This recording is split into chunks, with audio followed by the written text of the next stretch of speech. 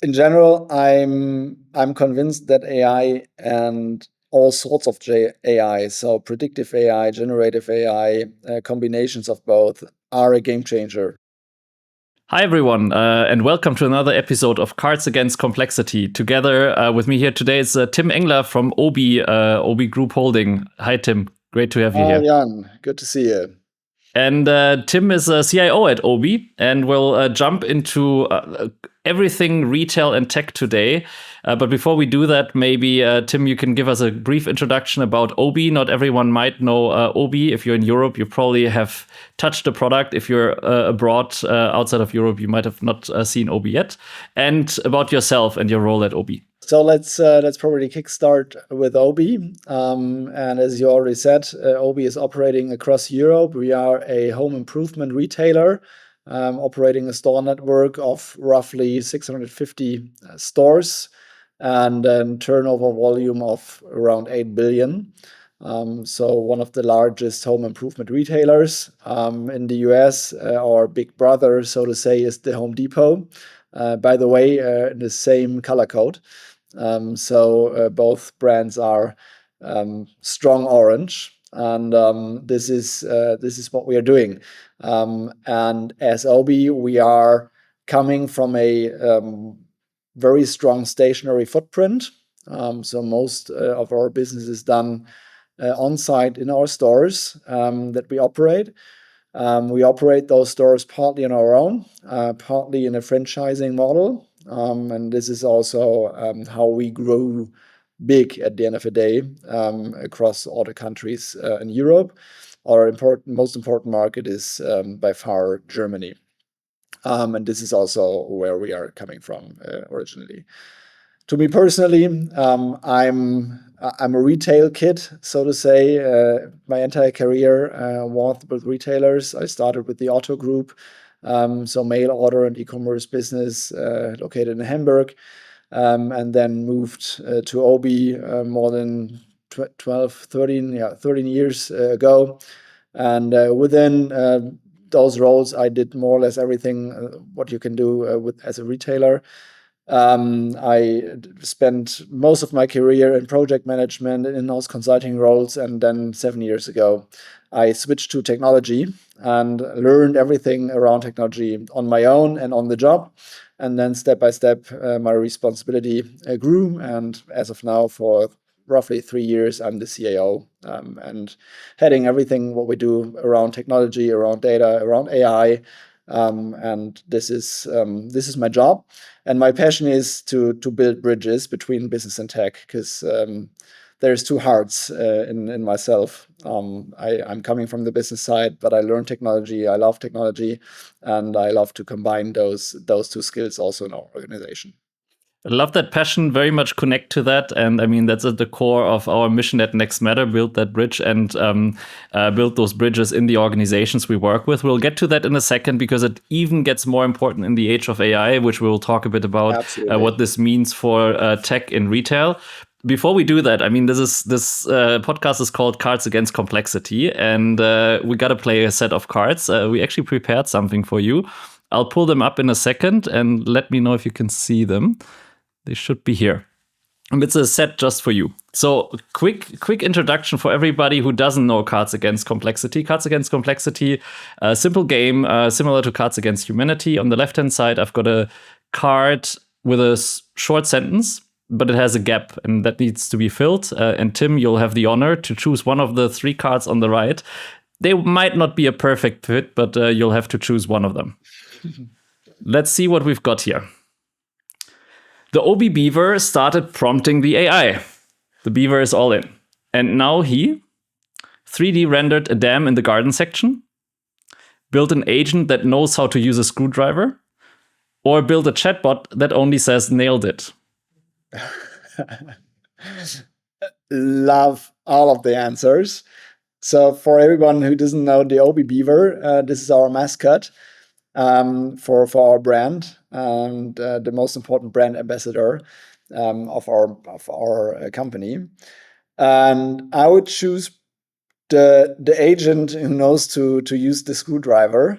I like that because it's a nice combination of the virtual world and the real world, and also a good fit to how we understand technology in our business model, because it should enable something in the real world at the end of the day. It should enable something. And I mean, tool use is a thing we definitely look at for agents, right? We want them to use their tools. And why not get your tools at Obi to make your agent a bit more productive in actual real life settings? So there we go. Beaver is already ahead of the curve. But actually, Beaver was around, I think last week was the hackathon at Obi. I saw the Beaver in photos shared on LinkedIn.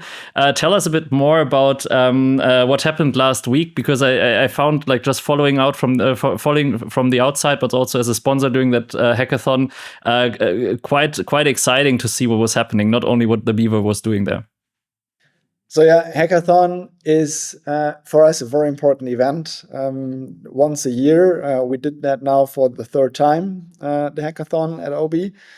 And for us, it's important also for internal branding to make sure and to show that technology is part of our business and is getting more and more important as a key enabler of everything that we do in our company.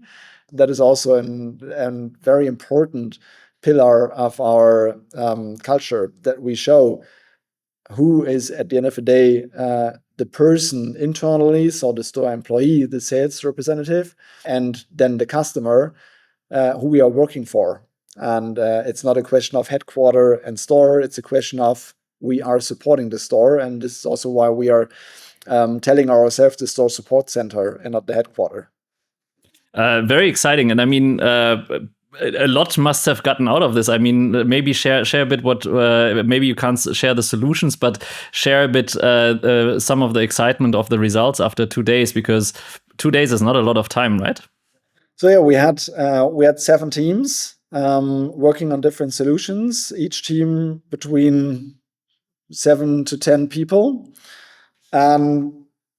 Most of the solutions that we've seen were around internal process improvements, especially in our stores, from shelf scanning, shelf replenishment, out of stock improvement, logics, tools, but also tools for internal analysis of our assortments. So a lot of internal workflows, internal improvement topics. The winning teams were about the planogram structure modeling in our stores. So which assortment goes to which store in which size, and improvement rationales about that. This was one of the winning teams, and another winning team was a shopping assistant for end consumers, but also for our sales employees, to better consult the customer on home improvement questions. So similar to the Rufus AI of Amazon, very similar concept that was created in those 48 hours. Very, very exciting. I mean, that's 48 hours with cross-functional teams that maybe work together for the first time and get real, not only like real life examples, sometimes not even prototypes, like something in the hands of the team that can be used afterwards. Now, this is something everybody's been in a hackathon these days, and from time to time we do like AI inspiration sessions, and everybody does this, right? But getting real results is really hard in this. How do you look at this, like now, maybe zooming out of the hackathon into the organization? I mean, your daily focus as a tech organization will be to bring change. And I know you've been publicly talking about this, that you've done this already very visibly with how you changed the way the office works, how workspace setups are happening, how you change the way your ERP system is built and how you integrate it. You're making investments left and right. Take us a bit through this journey over the last 3 years, where you've been at and what now AI is enabling to do, I guess, at the very current point in time. That's a very big question. So I try to frame a little bit and to give the right zoom level. But the starting point for us as a retailer is that we need to digitize on the customer-facing side, so make more e-commerce business, make more customer touch points in the digital world, provide apps, provide whatever kind of marketing material, but also digitize your internal processes and your core business to make it more efficient and more lean. And by that, at the end of the day, less cost intensive compared to today. And this is, on the one hand, to make sure that there is enough room for investment for the future, but also to differentiate from the market and from competition. So this is the trigger, because as a retailer, there's for us, but this is the same for most of the retailers that at least I know, there's a long heritage. I mean, our company is 50 years old, and this is also then true for parts of the technology. And there, in our case, were some decades where we underinvested in technology, where we focused on other areas of our business model. And this is also not unique to Obi. I think it's very common in retail. So if you look at our way for the last, let's pick the last 3 years, there was a mix of, on the one hand, making sure that technical debt and underinvestment of the last decades is catched up, and that also legacy is replaced and modernized, which is simply needed to make sure that the business is still running. Just keep the lights on. I mean, make sure that there's actually electricity. Exactly. It's more a safeguarding move. And there is no incremental benefit or growth coming out of that, but it's still needed and necessary. Then the second pillar is making sure that efficiency in your core business is increased. And this is a lot of questions around automation in your supply chain, in your logistics, automation in your stores, to make sure that you need less hands for the same output. And the third pillar is digitizing the customer customer contact in terms of e-commerce and in terms of app and so on. And at the end of the day, the key challenge is to keep the balance right between those three investment fields, because each of them is needed. The only question is what to focus on. And there were years where we focused a lot on the customer side, and we focused less on the core retail and on the legacy part. And then there were years where we focused more on the legacy and core retail part and invested less on the customer side. And this balance is from year to year, again, a challenge to make sure that we safeguard our existing business, that we improve that we make it more efficient, and that we can grow a new business with our customers, and especially in the digital world. And now, I mean, you are a retail company, a retail or tech-driven, maybe retail company, if we can say that, but you're not a tech company first. This comes with all kinds of realities, right? You've got your capital allocation and resource and focus allocation question in your technical team, but then you've got a whole organization that has to follow along. You talked about building bridges at your passion before. Tell me a bit about this as part of the journey, because I imagine that is, if not a bit, probably even a bit more harder than finding where to focus your technical team. Well, I'd say it always comes along with. So you need a clear technical understanding and also a clear technical blueprint and architectural vision where you want to go to, and also to then shape the business roadmaps and to contribute to them, or to make it more concrete. For example, if you want to catch up on whatever part of legacy, take the ERP system, for example. ERP, everybody can relate to this. Everyone can imagine that this is painful. Then there's different technical solutions. You can go for best of breed. You can choose a platform. If you choose a platform, you can decide whether to go with Microsoft or with SAP or whatever. But those decisions are crucial and laying a foundation for what comes then in terms of business capabilities, Mm-hmm. because it's probably a completely different setup, also in terms of flexibility of your use cases. So those decisions are or should be taken jointly, in my world at least, jointly by business and tech. And for sure, there is a strong need of consulting by the tech guys, because the tech guys are probably one step ahead in the knowledge what's the difference between the Microsoft platform and the SAP platform, for example, or compared to best of breed, and why it's probably better to go with the platform to be faster. But this is consulting and not consulting is not deciding. Consulting is first of all consulting. And then the decision should be taken jointly, because there is pros and cons for the tech guys, because there are core questions in terms of security and maintenance and operations that are more tech-driven questions. But there's the very important question of what are your business capabilities? What can you do with this platform? And this is a true business decision. And this needs to be done jointly. So this is my very deep belief of joint decision making between business and tech. And not only at the starting point when deciding for a project or for a software implementation, for a modernization, whatever, but also then throughout those initiatives and projects. And in the example of the ERP change, it's not just a project of 3 months, it's a program throughout years. And therefore, this collaboration mode of business and tech needs to go iteration by iteration by iteration. Mm-hmm. And you need to stick to that and stick to this joint decision mode. So joint decision making, putting people together, figuring out maybe where everyone's a bit better or where they can learn or consult from or consult to each other. But in the end, go together on this journey.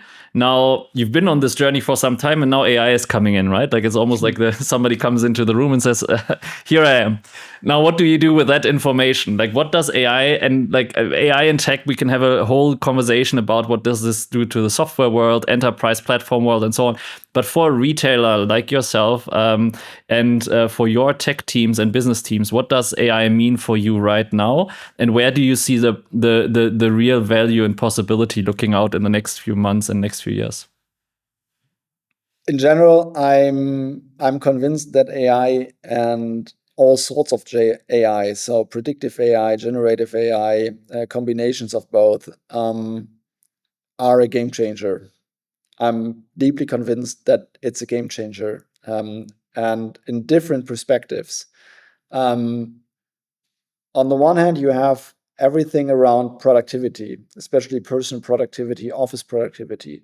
Whatever you do, if it's writing an email, researching something, proposing a draft, checking a contract, whatever it is, everything around office work, there will be productivity boosts. I'm 100% convinced. And it's not a question of technology anymore. It's only a question of adoption. Yeah. Here, the only question, in my perspective, is adoption, and this is what we as OBI are focusing on as well. We have this tool set available, and now we focus on adoption, on training, on very use case specific training for different groups of employees. So this is the pillar of productivity. Then the second pillar I see is value creation, especially on the customer-facing, customer interaction topics. Very easily, very tangible, everything around customer service, call center, automation, and automatic answers that the customer can receive. But you can also go further in terms of consulting. A couple of minutes ago, I talked about the shopping assistant, compared it to the Amazon Rufus AI.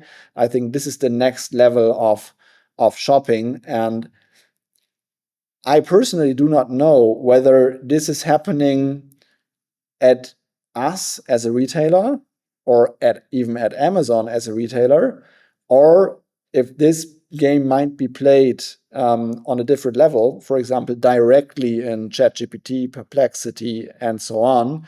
Yeah. And then there's a new interaction layer, and then the known user interface of a website or an app is diminishing. This might be a result as well. But either way, we as a retailer need to be prepared from a capability perspective in terms of data quality, and also data that can be interpreted by such agents and by such tools. This is crucial. And either way, whether this tool is then implemented on your website or somewhere else, but you need to be able to feed it to make sure that you are suggested and not someone else. So this is the second pillar, value creation. And there are so many cases in value creation. And then the third one is coming back to technology. This is truly in how we build and create technology. And I think this will be turned upside down in the next couple of, and we are, in my perspective, talking about months, not years. Because the way you can produce software is changing. And we've seen that at the hackathon as well. The level of production readiness in terms of quality assurance, test automation, even security, user design, user interface, front-end topics, back-end logic topics, the quality of the solutions that we've seen at the hackathon was on a completely different level than everything that we've seen the years before. And this was very tangible, that a small team, but a strong tool, connected with a strong tool set of AI platforms, AI agents of different kinds, from Amazon, from Google, from Claude, and so on. There's so many players out there. Gotta put Next Matter in there. Sorry, I put us right in this box. Next Matter, yeah. There's so much power in that. I don't even know how many percent productivity increase that is. If it's 500, 1,000, 2,000, 5,000, don't know, but it's tremendous. Yeah. The increase of productivity is tremendous. Which then leads us to all kinds of follow-on questions. What does this mean for architectures? What does this mean for design? What does it mean for the bridge between business and technology? Is there even a bridge, or is this merging? And to which degree is tech driving business, or business actually? And this is an interesting one that I love to talk about a lot, which I don't have the time right now, but this is also your podcast about how tech is driving, business is driving tech, how tech can enable business units and frontline teams to actually get things done. Very exciting. I do agree with you. It's months ahead of us, which makes this time very exciting. And just looking ahead towards the end of the next year, this year and the next year will be very cool to see. Now, we started this with a hackathon. We're ending this with a conversation on what could we hack and could we build. Maybe both of us should start building right now. Would be also a fun thing. We won't get there, but maybe others will. This is my wrap-up question. I love to ask this, especially to someone like you. I did the same with Adrian, who's the CTO at Zendesk. After several years in role, somebody new is asking you, right? And it's coming just out of uni and thinking about what to do. Why join a retailer and a tech organization? And what would you focus on if you would start again today to be prepared for the world that's coming? I would focus on building platforms that enable engineers building faster and better products. So platforms that give you this full tool chain that I just mentioned of AI tools. And this tool chain is evolving so fast. Mm-hmm. But building such platforms is, from my perspective, very powerful to enable a larger amount of engineers then, and even of business people, probably, because the barrier of entry is getting lower and lower. It's only a question of, do you want to use those tools, and do you want to try them out, and do you want to invest your personal time in those tools? It's not a question of education anymore. Yeah. You don't need to have a degree in computer science to tackle those potentials. And therefore, if you are a technology guy, I would definitely suggest to focus on providing platforms to make sure that those platforms can be used, especially in terms of AI, by a broad amount of people. Mm-hmm. Very exciting. So that's for tech people, and if for a new joiner at Obi, what should they focus on? I mean, you've got probably new joiners regularly knocking at your door, or asking you for advice. Like, what's your advice for somebody joining you in your team to get up to speed and be able to be productive in this kind of environment? Use those tools. Use those AI agentic platform tools, and those tools are out there everywhere. Every big hyperscaler is providing those tools. There's new tools popping up every week, even every day, and the quality those tools provide you is getting better even from hour to hour. So use those tools, make use of them, and don't wait that someone is coming and explaining you those tools or training you on those tools. Because if that day came, the tools are already outdated. Mm-hmm. Be one step ahead. Very, very cool. Be one step ahead. I mean, as an organization, you are. The Beaver is leading the way, and we helped him now with AI to get a screwdriver also working with his agent. Combination of tech and real world and retail, definitely a thing, and DIY retail even more so. Tim, thank you so much for sharing your insights from your journey in the last couple of years with Obi, and what AI means for you right now. We're honored to be a tiny part of your toolkit and your team's toolkit across tech and business to enable you on this journey. I'm very excited to share this with everyone else as well, on where you're at. And for everyone that's joining Tim's team, happy tooling, because there's plenty of tools out there, and I think an exciting journey to join here with Obi. Thanks so much for your time, Tim. Thank you. And thanks for being part of our, let's say, tool chain.